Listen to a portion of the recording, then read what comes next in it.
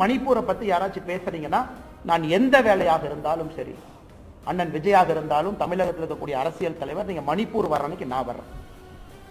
நான் மணிப்பூர் கூட்டிட்டு போறேன். பாரதிய ஜனதா கட்சி உங்களை அழைத்து செல்லும். மணிப்பூர்ல இருக்கக்கூடிய பாரதிய ஜனதா கட்சி எந்த இடத்தை பார்க்கணும் நான் கூட்டிட்டு போறோம். பார்ப்போம்.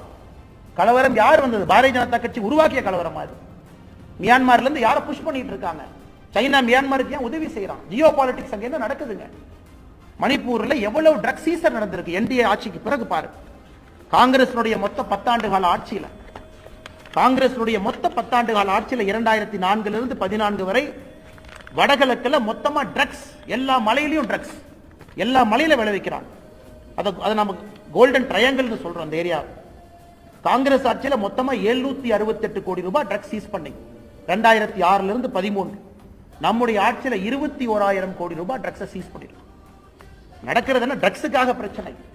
மலை மேல விளைவிக்கிற